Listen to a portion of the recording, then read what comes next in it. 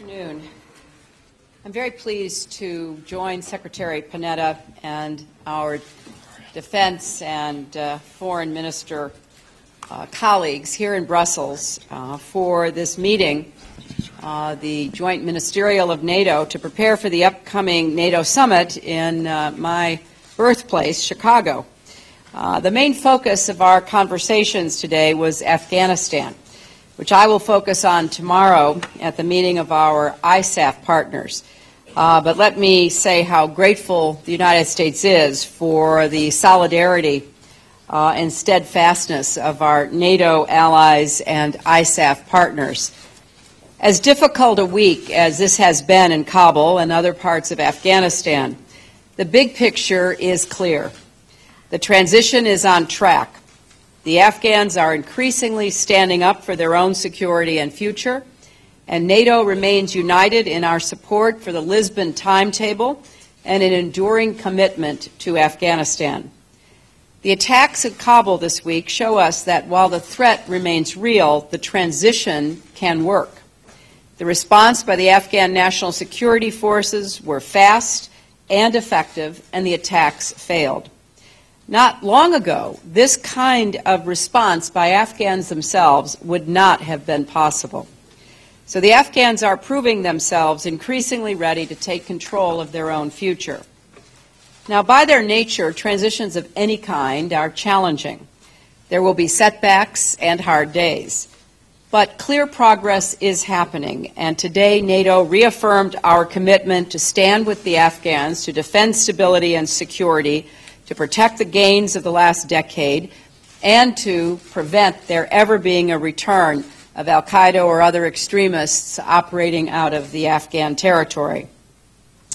Both Secretary Panetta and I were impressed by how united the NATO allies are in supporting the Lisbon timetable. We are on track to meet the December 2014 deadline for completing the security transition. Already, 50% of the Afghan people are secured primarily by Afghan forces, and by this spring, it will be 75%. Today, we worked on the three initiatives for the Chicago summit next month. First, we will agree on the next phase of transition to support our 2014 goals. Second, we want to be ready to define NATO's enduring relationship with Afghanistan after 2014. And third, we are prepared to work with the Afghans to ensure that the Afghan National Security Force is fully funded. NATO is united behind all these goals, so we are looking forward to a very productive summit in Chicago. But let's keep in mind that the transition and NATO's mission are part of a larger enterprise, one that also has political and economic dimensions. Afghanistan's neighbors have a central role to play in that larger enterprise, along with the international community. Our common approach was sharpened when the international community met in Istanbul and Bonn last year, and will be carried forward when we meet again in Chicago, Kabul, and Tokyo this year. So beyond NATO, many nations are invested in Afghanistan's future and are providing support for the Afghans to attain self-reliance, stability, and further their democratic future. They have to protect, however, as they go through this transition, their hard-fought political and economic and human rights progress. Incidents like the one we heard of yesterday, when 150 Afghan girls became sick after the water at their school was poisoned, reminds us that there are people who would destroy Afghanistan's long-term future in order to restrict the rights of women and girls. Human rights protections for religious and ethnic minorities are also still fragile. Universal human rights are critical to Afghanistan's security and prosperity, and we will continue to make them a priority.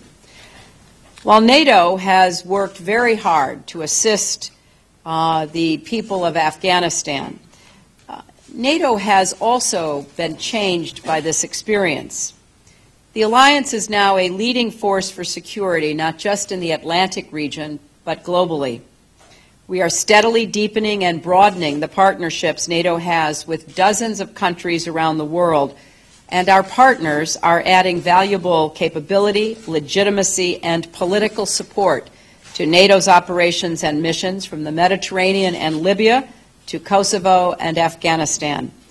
So we believe we are building a stronger, more flexible, more dynamic alliance enriched by partners from every continent and prepared to meet the security challenges of our time. With that, let me turn the floor to Secretary Panetta. Thank you. Good afternoon. It's a pleasure to join Secretary Clinton here in Brussels. We had a very good series of meetings today with our NATO defense and foreign minister counterparts. Much of our discussion focused on our shared effort in Afghanistan. And what came out of these meetings was a strong commitment to sticking to the plan and the strategy that has been laid out by General Allen and finishing the job in Afghanistan. Allies and partners have a very clear vision and a very clear message.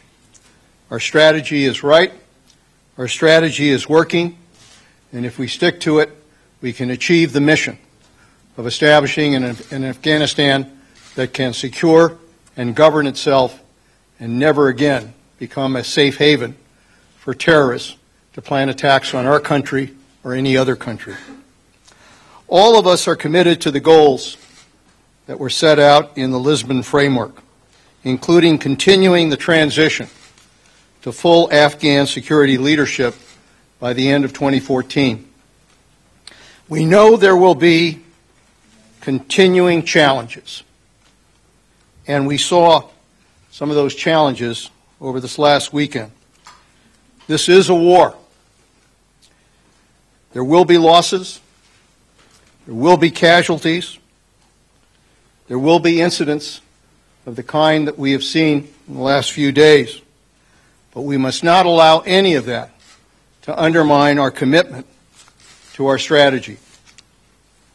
The fact is, with regards to the events that took place over the weekend, we saw Afghan security forces do what we have trained them to do. They responded quickly, professionally, and with great courage, rendering ineffective those largely symbolic attacks that we saw in and around Kabul. General Allen said he visited an Afghan Special Operations Commando who had been wounded in the insurgent attacks and asked him if he could do anything for him. The Afghan commando's response was, and I quote, "I just want to get back out there with my brother soldiers," unquote. That short phrase speaks volumes.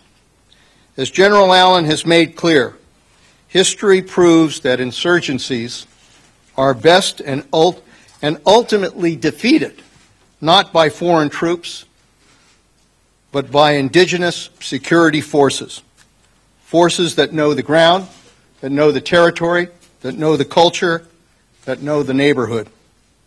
When the Afghans do their job, we are doing our job. When the Afghans win, we win. And the Afghans are making progress. They are in the lead now in areas that encompass more than 50% of the population in Afghanistan. When the third tranche of areas are transferred, we will have 75% of the population under Afghan governance and security. They have been in the lead for counterterrorism night operations since December. And now, thanks to a memorandum of understanding that was recently signed, all of these operations will fall under the authority of Afghan law. In less than 6 months' time, Afghan security forces will take full leadership of detention operations, thanks again to another agreement that was signed recognizing Afghan sovereignty. As I've said, 2011 was a real turning point. It was the first time in 5 years that we saw a drop in the number of enemy attacks. Over the past 12 weeks, enemy attacks continue to decrease compared to the same period in 2011. The Taliban has been weakened. Afghan army operations are progressing. And the reality is that the transition to Afghan security and governance is continuing and progressing. We see other signs that we are seriously degrading the insurgency.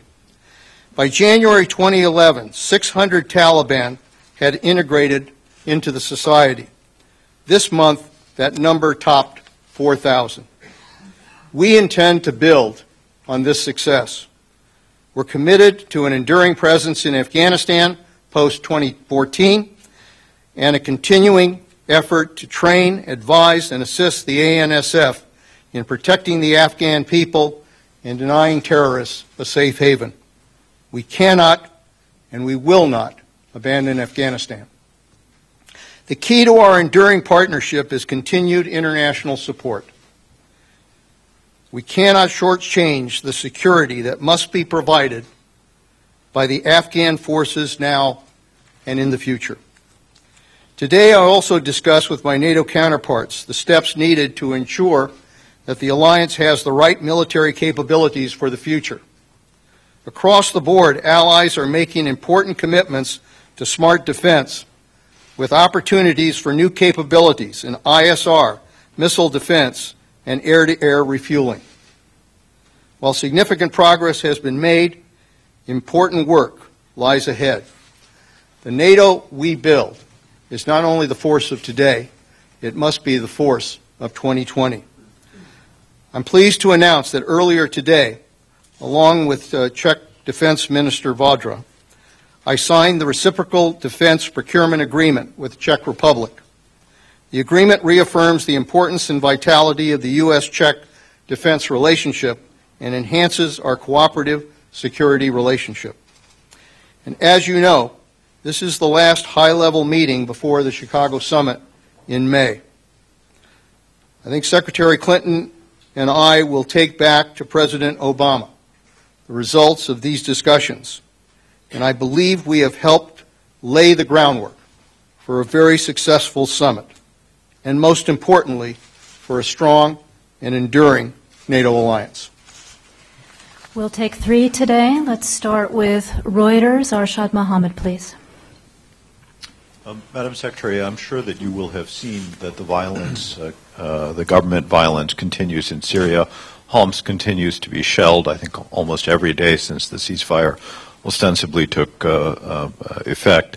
And the Syrian foreign minister has pushed back against the kind of mission that Kofi Annan would like to insert, saying that it should be no more than 250 monitors.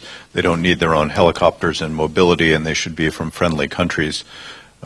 Given this, is it now time for the United States to look harder at whatever kinds of pressure can be brought to bear against the Assad government? And specifically, are you giving any more thought to rethinking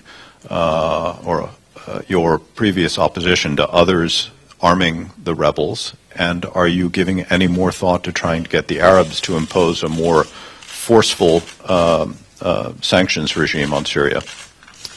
Well, Arshad, first of all, Syria was a subject of conversation among many of our allies today. Every country in NATO is watching the situation with concern. I don't want to prejudge what does or does not happen with the observers. The first tranche of the UN monitors is just beginning to deploy. It is obviously quite concerning that while we are deploying these monitors pursuant to a Security Council resolution that confirms our commitment to Kofi Annan's six-point plan, the guns of the Assad regime are once again firing in Homs, Idlib, and elsewhere, and Syrians continue to die. So we are certainly cognizant of the very challenging road ahead. We are all here united in favor of Kofi Annan's plan and his urgent call for a a robust monitoring force. But we are at a crucial turning point. Either we succeed in pushing forward with Kofi Annan's plan in accordance with the Security Council direction, with the help of monitors, steadily broadening and deepening a zone of non-conflict and peace, or we see Assad squandering his last chance before additional measures have to be considered. Now, we will continue to increase the pressure on Assad. I spoke with several ministers about the need to tighten sanctions, tighten pressure on the regime, on those who support the regime. And we also are going to continue pressing for a political remains the goal of Kofi Annan's plan and the understandable goal of anyone who wants to see a peaceful transition occur in Syria. I also would add that I've only spoken for the United States. The United States is not providing lethal arms, but as I've said before, the United States is providing communications and logistics and other support for the opposition, and we will continue to do everything we can to assist the opposition to be perceived as and in reality become the alternative voice for the Syrian people's future. And make no mistake about it, this conflict is taking place right on NATO's border. We saw just last week the shelling across the borders into Turkey and into Lebanon. Our NATO ally, Turkey, has already suffered the effects of not only the influx of refugees that it is very generously housing, but also having 2 people killed on their side of the border because of Syrian artillery. So we will remain in very close touch as events unfold. I look forward to continuing our consultations tomorrow at the ad hoc group meeting that will be hosted by Foreign Minister Juppé in Paris. But you know, as I have reiterated, we will judge the Assad regime by their actions, not their words. We have been working to try to reach consensus in the Security Council, which we did in support of Kofi Annan's 6-point plan.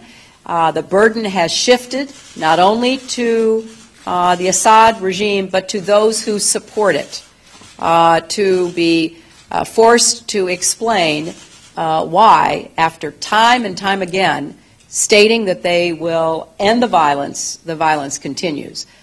So obviously this is going to be a very high priority for all of us going forward. Is it okay for others to harm the brothers? I'm not speaking for anyone but the United States of America. The next question will be from Aaron Guerin of the Associated Press.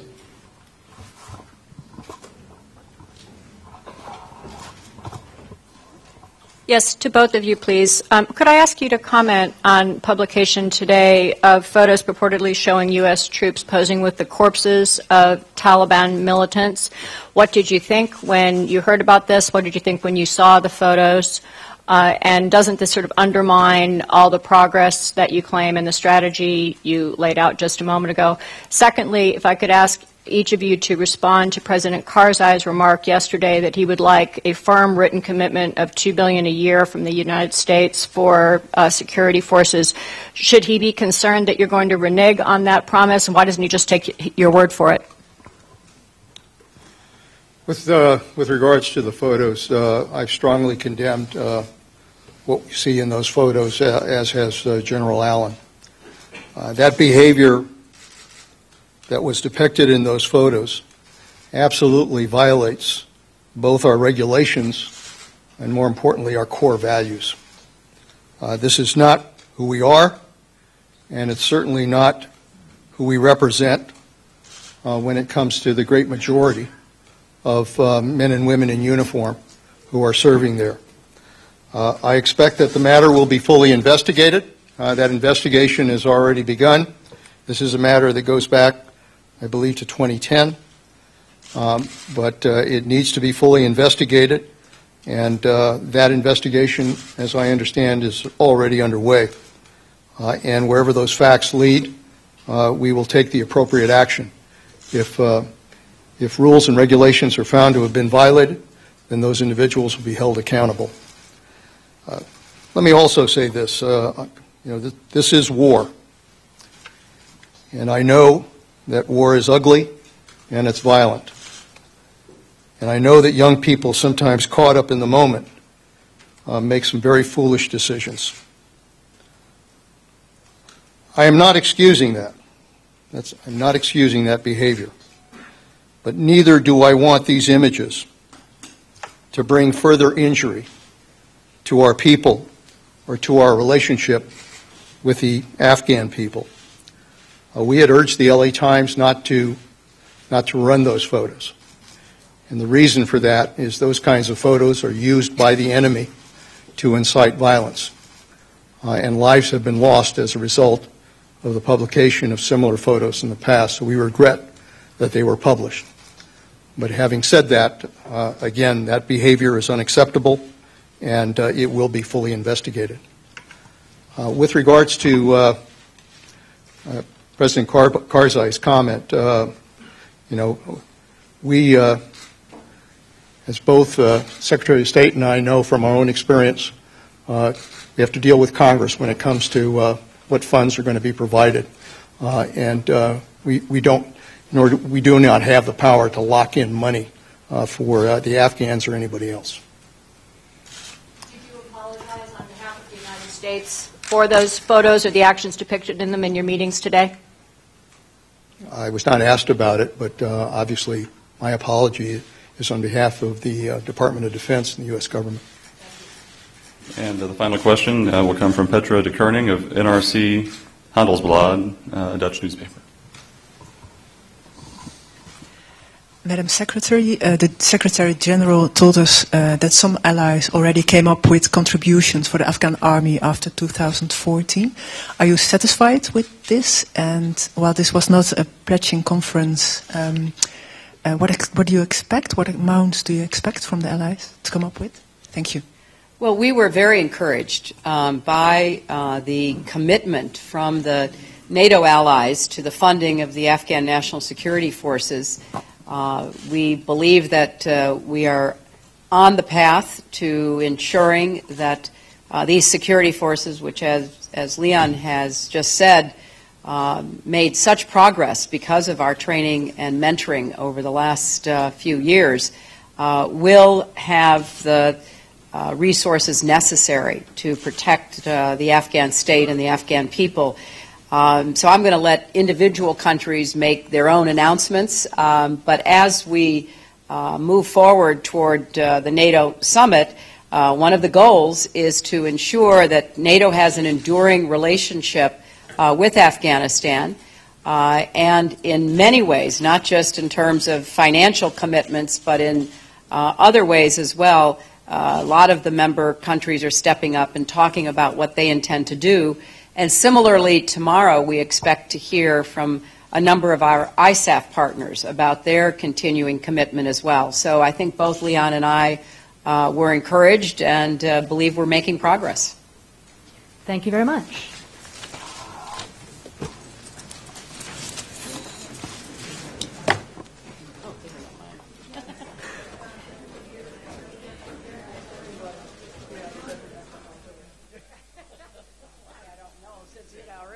What difference does it make?